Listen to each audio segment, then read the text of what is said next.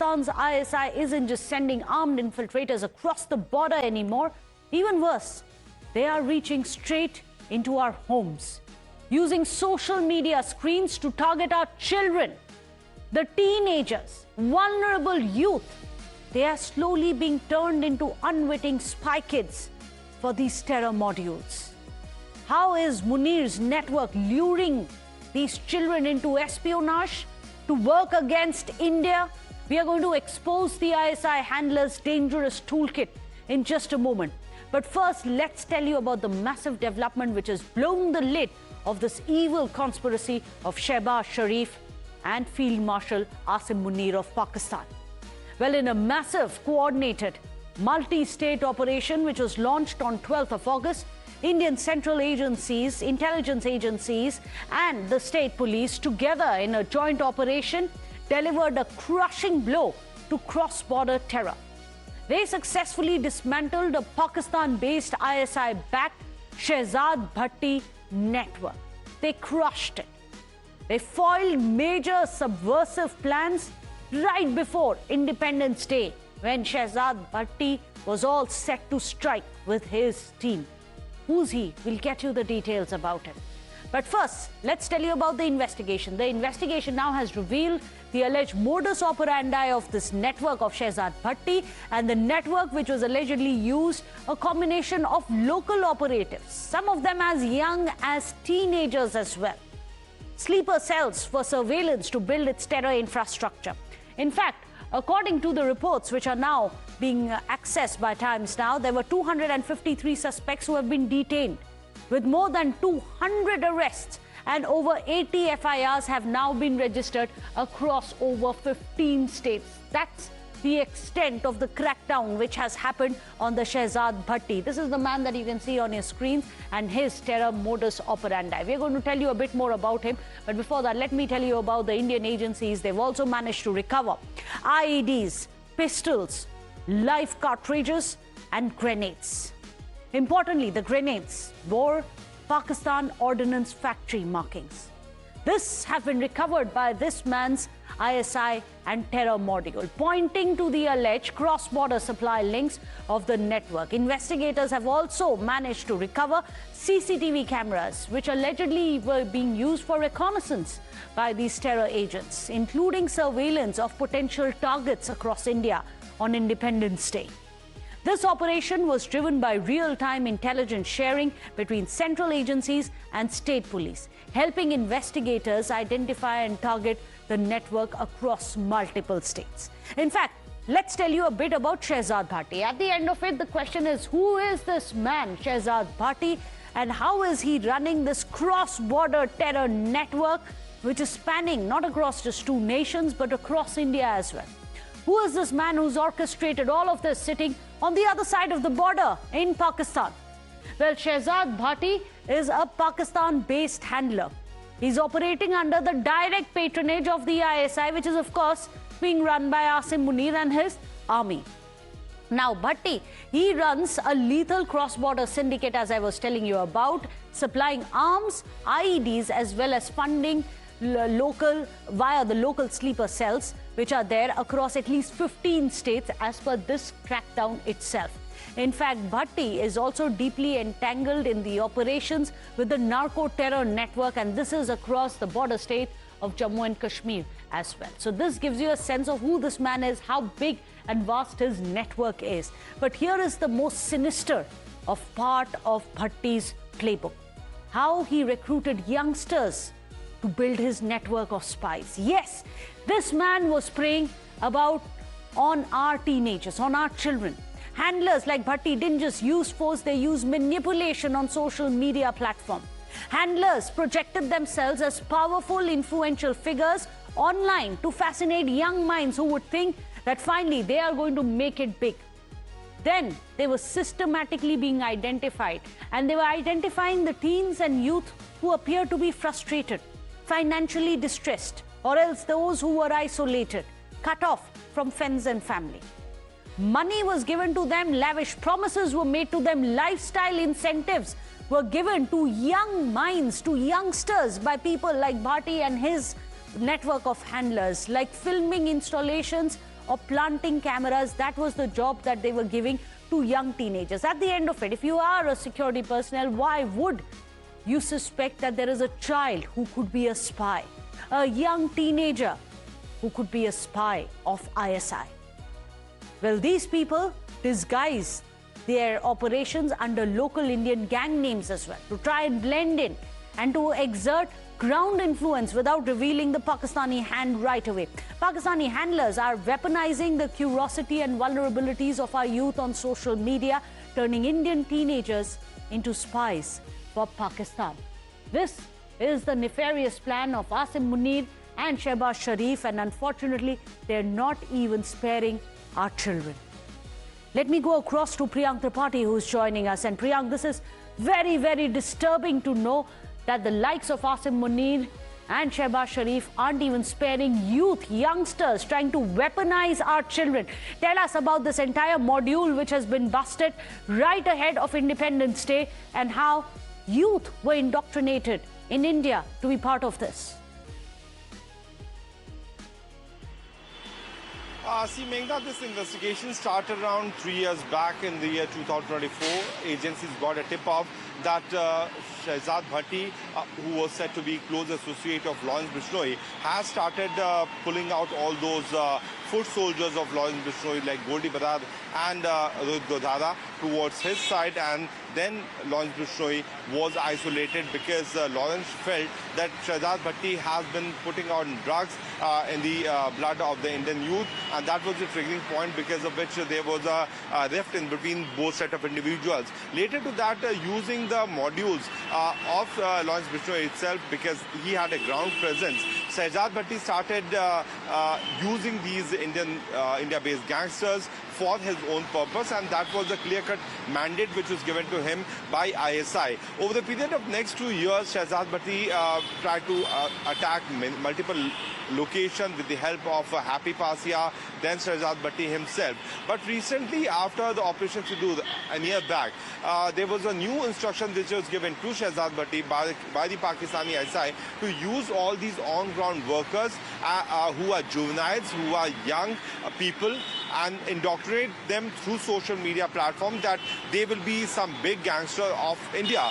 Using that particular modus operandi, they were using these foot soldiers to plant the live CCTV monitoring cameras on the route of the Indian Army and important government installation. That was the biggest fear of the ISI, because they were afraid that there would be troop movement towards the border side, which can affect the internal security of Pakistan, because India was certainly in a defensive mode. They had gone for Operation Sindoor. But since then, since these youths have been indoctrinated, Shehzad Bhatti once again used these youngsters, those juveniles. 6 of them have been arrested by the Punjab police.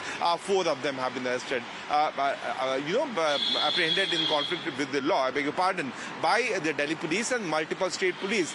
What is very important is the latest data of 14 states, because the 14 state agencies, which has also been backed by the National Investigation Agency, have found out that there have been 263 people who have been arrested so far by the Pakistani ISI, and through which they have been trying to target various individuals.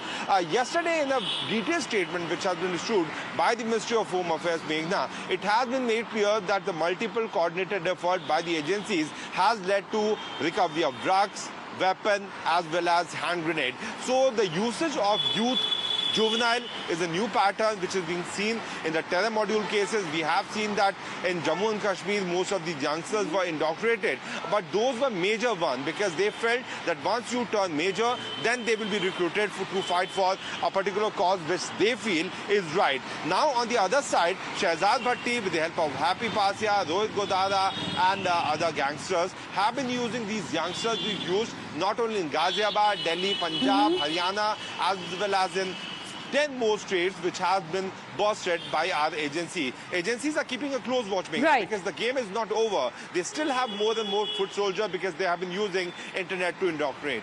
Well, this is very disturbing. This could be the tip of the iceberg. Of course, massive success for our security forces. But how far and wide does this web really is spreading?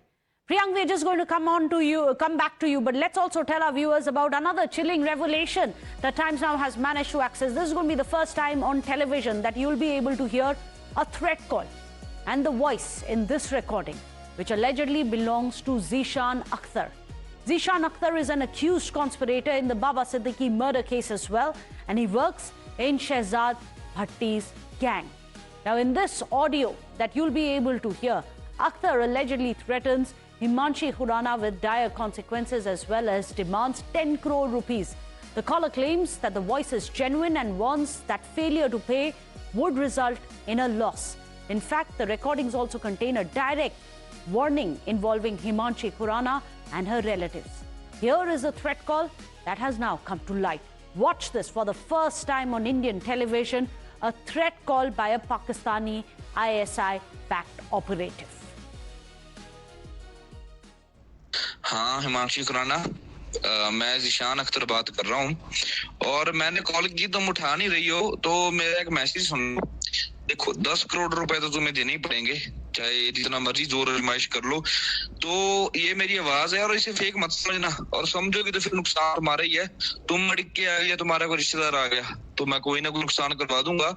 और ये जो मैंने रकम बोली है ना, वो तैयार करवा के रखो, ऐसा ना हो कि नुकसान करवा लो तुम और कंप्लेंट कर देना, चाहे किसी बदमाश के पास चले जाना। और ये मेरी वॉइस है ना, एक बार चेक करवा लेना प्रशासन, किसी आदमी से पता चल जाएगा कि ये फेक है कि रियल है, ठीक है ना। तो जो रकम बोली है ना, तैयार करके व्यवस्था करो, नहीं तो फिर नुकसान झेलने के लिए ना तैयार रहो। Radhe Radhe. Well, this is one of the top focus stories here on Times Now. But for the timing, let's move on into the bulletin. And this is another interesting story which is coming in. US President Donald Trump, where he has invoked India's electoral system while renewing his push for Save America Act, which seeks stricter voter identification and citizenship requirements in the US elections. Now, in a post that Trump has put out on Truth Social, he cited a conversation with India's Chief Election Commissioner Gyanesh Kumar, saying that he questioned how elections in the US could be held without a valid proof of ID. In fact, Trump has highlighted India's 2024 general elections. He's pointed to its scale, the low use of postal ballots and photo identification requirements, and has argued that the Indian mode supports his case for tighter voting rules in America as well. Well, this is the big story that we are getting for you. India's CEC, says Trump, has once said that there is a need to pass the Save America Act. In fact, this is what Trump has said. Let's also get you another big breaking news which is coming in. US Ambassador to India, Sergio Gore, has hailed India as well. In this ties, he has said, and I'm going to quote him here, "We stand at a truly remarkable moment. In over 2 decades, our bilateral trade has shattered records, skyrocketing about $20 billion to about $240 billion in goods and services." Take a listen to the reaction coming in. To build on that legacy and make the U.S.-India ties relationship that will define the strategic partnership of the 21st century. What we do today will define this relationship for the future. What happens today, what happens over the next few years, will set the course for several decades ahead. We stand at a truly remarkable moment. In just over 2 decades, our bilateral trade has shattered records, skyrocketing from about $20 billion to over $240 billion in goods and services. That 12-fold increase doesn't happen by accident. That 12-fold increase happens because every one of you in this room works at it. Pick the sector, and the United States and India are working hand in hand to deliver on that. So whether that's AI, whether that's technology, whether that's aerospace, whether that's defense, whether that's energy. But let me go across to Akanksha Swaroop, who's joining us. Akanksha, very interesting. Earlier in the day, you had the president himself coming out of America saying that India's model of election voter ID cards is something that he hopes that US will be replicating. What do we expect from here onwards? I'm not just talking about the politics, I'm talking about the closer ties that the two nations, and something that Sergio Gore has also hinted towards. Oh, absolutely, because remember, this current administration under Donald Trump has always maintained that strategic cooperation can only be achieved through greater economic and technological cooperation, and that is why India was also brought into Pax Silica. But more importantly, Ambassador Sergio Gore highlighting over there that India and the United States will be reaching $500 billion worth in bilateral trade by 2030, and that you name the sector, India and the United States are cooperating in it, whether it is cooperation in AI, quantum computing, semiconductors, defense, and even critical minerals. More importantly, Meghna, he's also spoken about how even though he was just months into his posting in Delhi, India hosted the Global AI Summit. 90% of those companies were not just from any other part of the world, but they were Americans. So this is why India and the U.S. cooperation in today's day and age matters a lot. Now, let's put this diplomatically into perspective. Just a day ago, the U.S. president also lauded the Mecca defense pact between Pakistan, Saudi Arabia and Turkey. And ever since tongues were wagging, the Pakistani Prime Minister also, sent out a vote of thanks. So this is also the U.S. And its diplomacy, the U.S. President putting it out there when he is lauding India's election system and quoting the CEC Gyanesh Kumar and how over 640 million voters cast their votes during the 2024 Lok Sabha election with their voter IDs in place. Yes, of course, the Democrats there and the opposition here have been up in arms against such an exercise. They're saying this is only to knock off certain voters from the electoral rolls. But the U.S. president and his entire administration, which very much includes the U.S. ambassador, who also happens to be his envoy to South Asia, Ambassador Sergio Gore, endorsing the cooperation under Prime Minister Modi and the U.S. President is in itself testimony to the kind of increasing cooperation between Washington and New Delhi. Well, keep tracking the developments on that front. Also, let's get our viewers another big breaking news which is coming in. There's a reaction coming in from Kerala's BJP chief, Rajiv Chandrasekhar. Well, Rajiv Chandrasekhar has weighed in. I'm going to show you his post that he's put in. Weighed in on the voter ID debate in the US, saying that India is inspiring the world's wealthiest democracy on ensuring only legal citizens get to vote. In fact, this is what Rajiv Chandrasekhar has said, that the world's largest democracy, India, is inspiring the world's wealthiest democracy, which is USA, on how only legal citizens should be voting in a democracy. Democracy works only if it is powered by its citizens alone. For us, its people, it's by the people and of its people democracy. He's also tagged in the Prime Minister as well as the Election Commission of India. He's, of course, responded to what Donald Trump had earlier said. I'm going to read it here in case any of our viewers are joining us now. Donald Trump had said earlier this month, India's Chief Election Commissioner, Gyanesh Kumar, had asked our administration, how can you have elections in the US without a valid photo ID? India's last election had about 6 million voters, less than 1% voted by mail, and every single voter had to have a valid photo ID card. We need to pass the same Save America Act now. This is President Donald J. Trump.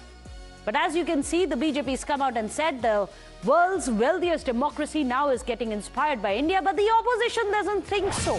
Let's get you the next big breaking news. Samajwadi Party has hit out at Donald Trump's remarks, saying that he has little understanding of Indian politics and alleging irregularities in the UP by-polls. The Congress has meanwhile said they have backed the judiciary and have raised serious questions over the Adani case, saying that the President's office must avoid actions that set a wrong precedent.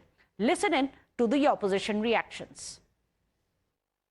देखिए, Donald Trump Bharat के बारे में क्या जानते हैं या ज्ञानेश कुमार के बारे में क्या जानते हैं? उत्तर प्रदेश में बाई इलेक्शन हुए, किस तरह से लाठी डंडे के दम पे वोटर्स को रोका गया, क्या जानते हैं डोनाल्ड ट्रम्प? डोनाल्ड ट्रम्प को भारत की राजनीति के बारे में, ज्ञानेश कुमार के बारे में कोई जानकारी नहीं है। ज्ञानेश कुमार को लेके जिस तरह से उन पे आरोप हैं, जिस तरह से उन पे गंभीर प्रश्न खड़े हुए हैं, वो किसी से छुपे नहीं।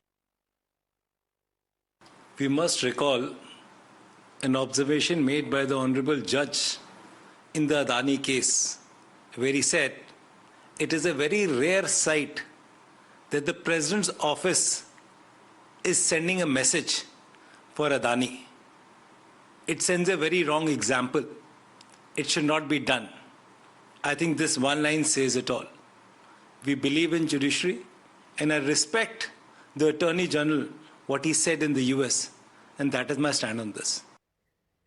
Let me go across to Sabyasachi, who's joining us. Sabya, the Trump administration, President Trump himself, may be hailing India's electoral process. Opposition, however, is now lashing out, and on multiple fronts at that. Well, that's right. US President Donald Trump had cited India's 2024 poll saying that 646 million voted and less than 1% used postal ballots. And while addressing the use of valid photo IDs, he called for similar voter ID requirement in the US as well. Now, reactions coming in from the Congress and other opposition parties, where the Congress say that we must recall an observation that was made by the Honorable Judge in the Adani case, where he has said that it is a very rare sight that the President's office is sending a message for Adani, and it sends a very wrong example, and it should not be done. And the Congress party thinks that this one line says it all, and they say that they believe in the judiciary and they respect the Attorney General. What he has said in the US is that is what the stand of the Congress party is. Meanwhile, the other opposition parties like the Samajwadi Party are saying that Donald Trump has very little understanding of Indian politics and alleging irregularities in Uttar Pradesh by force. And Congress, meanwhile, has backed the judiciary in the country. Well, keep tracking the developments on that front. Thank you so much, Sabyasachi, for joining us. Clearly, a massive political war has now broken out, not there, but here in India, after President Trump hailed India's electoral system. Well, this story, lots more on the other side, but after a short break. Thank you so much.